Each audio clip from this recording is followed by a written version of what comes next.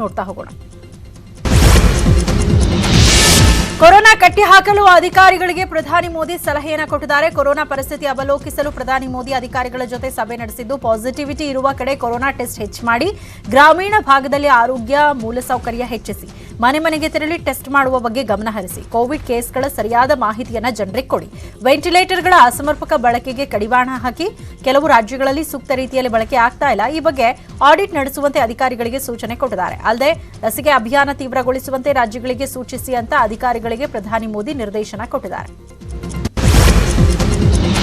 ರಾಜ್ಯದಲ್ಲಿ ಲಾಕ್ಡೌನ್ ಮುಂದುವರಿಸಬೇಕಾ ಬೇಡವಾ ಅನ್ನೋ ಚರ್ಚೆ ನಡೀತಾ ಇದೆ. ಕೆಲ ನಾಯಕರು ಲಾಕ್ಡೌನ್ ಮುಂದುವರಿಸಿ ಅಂತ ಅಭಿಪ್ರಾಯ ವ್ಯಕ್ತಪಡಿಸಿದ್ದಾರೆ. ಹೀಗಾಗಿ ಮೇ 17ರಂದು ಸೋಮವಾರ ಸಿಎಂ ಬಿಎಸ್ವೈ ಎಲ್ಲಾ ಜಿಲ್ಲೆ ಡಿಸಿಗಳು, ಡಿಎಚ್ಒ, ಜಿಲ್ಲಾ ಪಂಚಾಯತ್ ಸಿಇಒ, ಎಸ್ಪಿಗಳ ಜೊತೆ ವಿಡಿಯೋ ಸಂವಾದ ನಡೆಸಲಿದ್ದಾರೆ.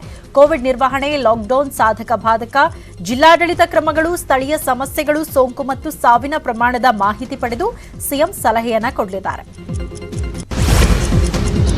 ರಾಜ್ಯದಲ್ಲಿ ಟೆಸ್ಟಿಂಗ್ ಪ್ರಮಾಣ ಕಡಿಮೆ ಮಾಡಿಲ್ಲ ಅಂತ ಡಿಸಿಎಂ ಅಶ್ವಥ್ ನಾರಾಯಣ್ ಪ್ರತಿಕ್ರಿಯೆ ಕೊಟ್ಟಿದ್ದಾರೆ. ಪ್ರತಿನಿತ್ಯ 1.15 ಲಕ್ಷ ಟೆಸ್ಟ್ ಮಾಡ್ತಿದ್ದೇವೆ. ಆರ್ಟಿಪಿಸಿಆರ್ ಟೆಸ್ಟ್ ಮಾಡಲಾಗ್ತಾ ಇದೆ.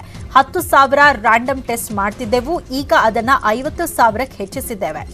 ಸಿಂಪ್ಟಮ್ಸ್ ಇರುವವರಿಗೆ ಮಾತ್ರ ಟೆಸ್ಟ್ ಮಾಡ್ತೇವೆ, ಮನೆ ಮನೆಗೆ ಹೋಗಿ ರ್ಯಾಂಡಮ್ ಟೆಸ್ಟ್ ಮಾಡ್ತೇವೆ. ಲಾಕ್ಡೌನ್ನಿಂದ ಟೆಸ್ಟ್ ಕಡಿಮೆ ಮಾಡ್ತಿಲ್ಲ, ಅದೆಲ್ಲವೂ ತಪ್ಪು ಕಲ್ಪನೆ ಅಂತ ಡಿಸಿಎಂ ಅಶ್ವಥ್ ನಾರಾಯಣ್ ಹೇಳಿದ್ದಾರೆ. ಯಾರ್ಯಾರು ಪ್ರಾಥಮಿಕ ಆರೋಗ್ಯ ಕೇಂದ್ರಗಳು ಎಲ್ಲೆಲ್ಲಿ ಟೆಸ್ಟಿಂಗ್ ಸೆಂಟರ್ ಇದ್ದಾರೆ, ಯಾರ್ಯಾರು ಬರ್ತಾರೆ ಎಲ್ಲರಿಗೂ ಟೆಸ್ಟ್ ಮಾಡೋಂಥದ್ದಾಗ್ತಿದೆ. ಮತ್ತು ಮನೆ ಮನೆಗೂ ಹುಡುಕೊಂಡೋಗಿ ರ್ಯಾಟ್ ಟೆಸ್ಟ್ ಮಾಡೋಂಥದ್ದು ಆಗ್ತಿದೆ. ಮೊದಲು ಮಾಡ್ತಿದ್ದಕ್ಕಿಂತನೂ ಹೆಚ್ಚಿನ ಸಂಖ್ಯೆಯನ್ನು ಮಾಡೋಂಥದ್ದನ್ನ 1.25 lakh RT-PCR test plus 50,000 RAT ಟೆಸ್ಟನ್ನು ಮಾಡೋಂಥದ್ದಾಗ್ತಿದೆ. ಹಾಗಾಗಿ ಇದು ಸಂಖ್ಯೆ ಕಮ್ಮಿ ಆಗ್ತಿರೋದು ಲಾಕ್ಡೌನ್ನಿಂದ ಆಗಿರೋಂಥ ಎಫೆಕ್ಟಿಂದ ಕಮ್ಮಿ ಆಗಿರೋಂಥದ್ದು. ಹಾಗಾಗಿ ರಿಸ್ಟ್ರಿಕ್ಷನ್ ಜನ ಇವತ್ತು ನೀವೆಲ್ಲೂ ಸೇರಿದ್ದು ಲಾಕ್ಡೌನ್ ರಿಸ್ಟ್ರಿಕ್ಷನ್ ಮತ್ತು ಲಾಕ್ಡೌನ್ ಆಗಿರೋಂಥ ನಿಶ್ಚಯದಿಂದ ಸಂಖ್ಯೆ ಕಮ್ಮಿ ಆಗಿರುವಂಥದ್ದು. ಕೋಲಾರದ ಮಾಲೂರಿನಲ್ಲಿ ಕೋವ್ಯಾಕ್ಸಿನ್ ಲಸಿಕೆ ಉತ್ಪಾದನೆ ವಿಚಾರಕ್ಕೆ ಸಂಬಂಧಪಟ್ಟಂತೆ ಆರೋಗ್ಯ ಸಚಿವ ಸುಧಾಕರ್ ರಿಯಾಕ್ಟ್ ಮಾಡಿದ್ದಾರೆ. ಭಾರತ್ ಬಯೋಟೆಕ್ನವರಿಗೆ ಲಸಿಕೆ ಉತ್ಪಾದನೆಗೆ ಅವಕಾಶ ನೀಡಲಾಗಿದೆ. ಈಗಾಗಲೇ ಕೆಐಎಡಿಬಿ ಲ್ಯಾಂಡ್ ನೀಡಿದೆ. ಯಾವಾಗ, ಎಷ್ಟು ರೇಟ್, ಎಷ್ಟು ಜಮೀನು ಅಂತ ಹೇಳ್ತೇವೆ. ಕೈಗಾರಿಕಾ ಇಲಾಖೆಯಿಂದ ಜಮೀನು ಕೊಡಲಾಗಿದೆ. ಐಸಿಎಂಆರ್ ಡಿಸಿಸಿಯಿಂದ ಅನುಮತಿ ಕೂಡ ಕೊಟ್ಟಿದೆ. ಜುಲೈ ಅಂತ್ಯಕ್ಕೆ 4 ಕೋಟಿ ಲಸಿಕೆ ತಯಾರಿಸುವ ರೂಪುರೇಷೆ ಸಿದ್ಧ ಆಗಿದೆ ಅಂತ ಸುಧಾಕರ್ ಹೇಳಿದ್ದಾರೆ. ಭಾರತ್ ಬಯೋಟೆಕ್ ಏನು ಕಂಪನಿ ಇದೆ, ಅವ್ರ ಫೆಸಿಲಿಟಿ ಈಗ ಆಲ್ರೆಡಿ ಮಾಲೂರಿನಲ್ಲಿದೆ. ಅವರು ಕೆಲವು ವರ್ಷಗಳಿಂದ ಕೂಡ ಕೆಲವು ವ್ಯಾಕ್ಸಿನ್ ಅನ್ನ ಅಲ್ಲೇ ತಯಾರು ಮಾಡ್ತಾ ಇದ್ದಾರೆ. ಆ ಒಂದು ಫೆಸಿಲಿಟಿಯಲ್ಲೇನೆ ಈಗ ಕೋವ್ಯಾಕ್ಸಿನ್ ಅನ್ನ ಕೂಡ ಅವರು ತಯಾರು ಮಾಡ್ತಾರೆ. ಅದಕ್ಕೆ ಸ್ವಲ್ಪ ಸ್ಕೇಲ್ ಅಪ್ ಮಾಡ್ತಾ ಇದ್ದಾರೆ. ಬಹುಶಃ ಹೈದರಾಬಾದ್ ಫೆಸಿಲಿಟಿಗಿನ್ನ ದೊಡ್ಡ ಫೆಸಿಲಿಟಿ ಮಾಲೂರಲ್ಲಿ ಬರ್ತಾ ಇದೆ. ಹಾಗಾಗಿ ಅವರು ನಮಗೆ ಅಶ್ಯೂರ್ ಮಾಡಿದ್ದಾರೆ, ಬೈ ಜುಲೈ ಎಂಡ್ ಇಡೀ ದೇಶದಲ್ಲಿ ಅವರು ಒಬ್ಬರೇ ಒಂದು 4 ಕೋಟಿಯಷ್ಟು ಲಸಿಕೆಯನ್ನ ತಯಾರು ಮಾಡುವಷ್ಟು ಕೆಪಾಸಿಟಿಯನ್ನ ಅವರು ಸ್ಕೇಲ್ ಅಪ್ ಮಾಡ್ತೀನಿ ಅಂತ.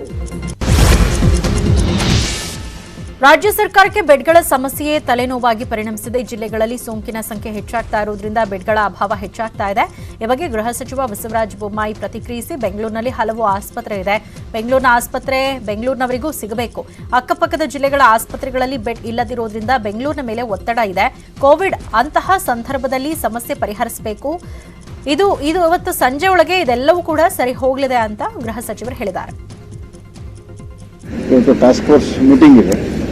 ಅಲ್ಲಿ ಬಹುತೇಕವಾಗಿ ಎಲ್ಲ ವಿಚಾರಗಳನ್ನು, ಅಂಕಿ ಸಂಖ್ಯೆಗಳನ್ನು ಎಲ್ಲವನ್ನು ಕೂಡ ಪಡ್ಕೊಂಡು ಟಾಸ್ಕ್ ಫೋರ್ಸ್ ಸದಸ್ಯರು ಮುಖ್ಯಮಂತ್ರಿ ಜೊತೆ ಚರ್ಚೆ ಮಾಡಿ.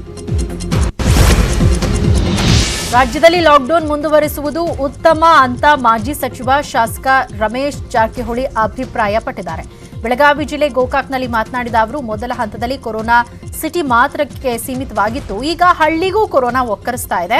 ಲಾಕ್ಡೌನ್ ಮುಂದುವರಿಸುವುದು ಉತ್ತಮ ಎಂದಿದ್ದಾರೆ. ಅಲ್ಲದೆ ಕೊರೋನಾ ಲಸಿಕೆ ಕುರಿತು ವಿರೋಧ ಪಕ್ಷದ ಮೇಲೆ ಹರಿಹಾಯ್ದು ಲಸಿಕೆ ಬಗ್ಗೆ ಈ ಹಿಂದೆ ವಿರೋಧ ಪಕ್ಷಗಳು ಅತಿಯಾಗಿ ಸುಳ್ಳು ಆರೋಪ ಮಾಡಿ ತಪ್ಪು ಕಲ್ಪನೆ ಬಿಂಬಿಸಿತ್ತು. ಆಗ ಯಾರು ಲಸಿಕೆ ಹಾಕೊಳ್ಳಲು ಬರ್ತಾ ಇರಲಿಲ್ಲ, ಈಗ ಎಲ್ಲರೂ ಲಸಿಕೆ ಹಾಕಿಸ್ಕೊಳ್ಳೋದಕ್ಕೆ ಬರ್ತಿದ್ದಾರೆ. ದಯವಿಟ್ಟು ವಿರೋಧ ಪಕ್ಷಗಳು ರಾಜಕೀಯ ಮಾಡದೆ ಸಲಹೆ ನೀಡಿ ಅಂತ ಮನವಿ ಮಾಡಿದ್ದಾರೆ. ಜನರು ಮೊದಲೇ ಡೋಸ್ ಕೊಟ್ಟ ನಂತರ ನಾವು PDO ಮುಖಾಂತರ ಹಳ್ಳಿಗಳಿಗೆ ಪ್ರಚಾರ ಮಾಡಿ ಜನರು ಕರ್ಕೊಂಡ್ಬಂದಿದ್ದು.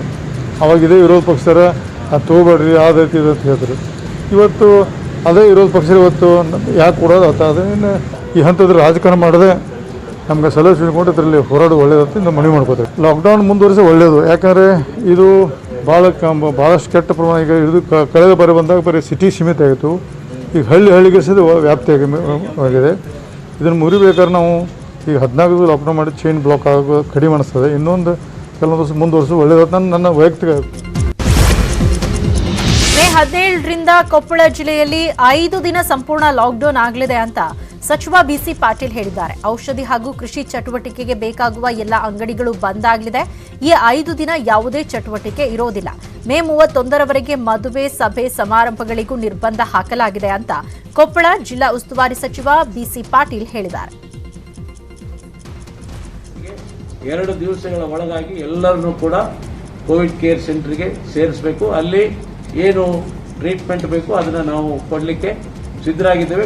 ಸಂಪೂರ್ಣ ಲಾಕ್ಡೌನ್, ಯಾವುದೇ ಓಡಾಟ ಇರೋ ಹಾಗಿಲ್ಲ.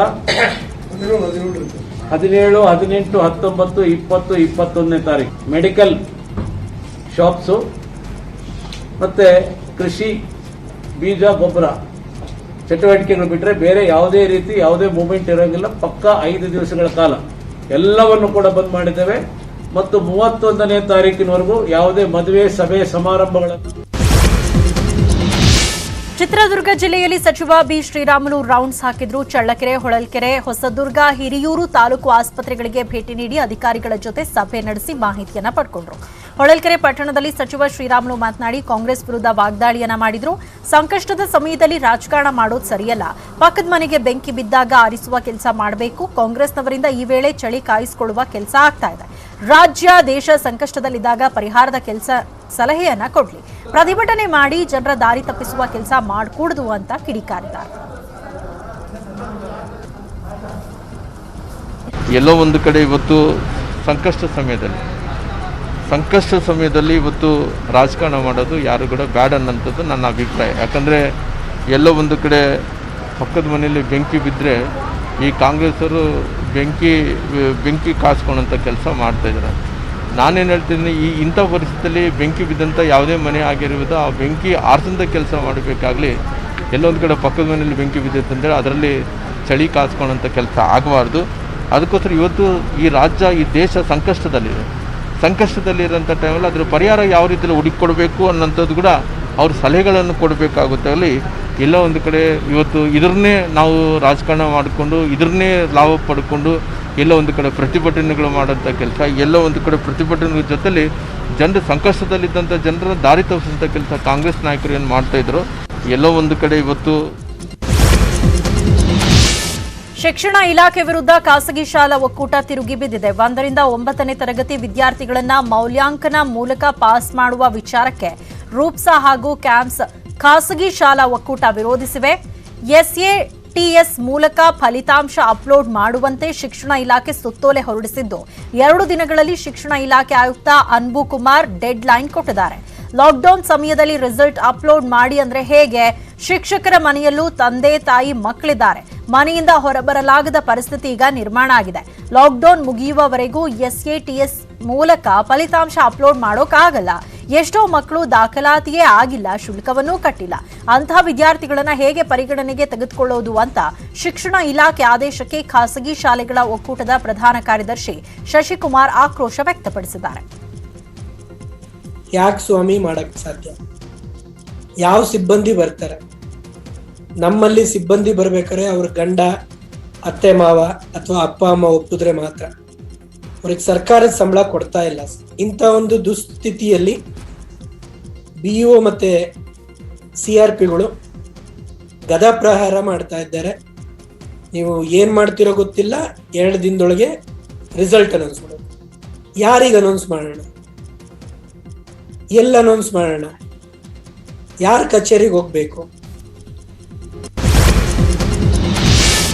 ಕರ್ನಾಟಕ ಉಪಚುನಾವಣೆಯಿಂದ 35 ಶಿಕ್ಷಕರು ಸಾವನ್ನಪ್ಪಿದ್ದಾರೆ. ಬೈ ಎಲೆಕ್ಷನ್ ಕೆಲಸಕ್ಕೆ ನಿಯೋಜನೆಗೊಂಡಿದ್ದ ಬೆಳಗಾವಿ ಮಸ್ಕಿ ಬಸವ ಕಲ್ಯಾಣದಲ್ಲಿ 35 ಶಿಕ್ಷಕರು ಕೊರೋನಾ ತಗುಲಿ ಸಾವನ್ನಪ್ಪಿದ್ದಾರೆ. ಶಿಕ್ಷಣ ಇಲಾಖೆಗೆ ಮೃತಪಟ್ಟ 35 ಶಿಕ್ಷಕರ ಮಾಹಿತಿಯನ್ನು ಹಸ್ತಾಂತರ ಮಾಡಲಾಗಿದೆ. ಶಿಕ್ಷಣ ಇಲಾಖೆ ಆಯುಕ್ತರ ಸೂಚನೆ ಮೇರೆಗೆ ವರದಿ ಹಸ್ತಾಂತರಿಸಲಾಗಿದ್ದು, ಬೈ ಎಲೆಕ್ಷನ್ ವೇಳೆ ಕೊರೋನಾ ಸೋಂಕಿಗೆ ತುತ್ತಾಗಿ 35 ಶಿಕ್ಷಕರು ಸಾವನ್ನಪ್ಪಿದ್ದಾರೆ. ಗದಗ ಜಿಲ್ಲೆಯಲ್ಲಿ ಕೊರೋನಾ ಮಹಾಮಾರಿ ಆರ್ಭಟ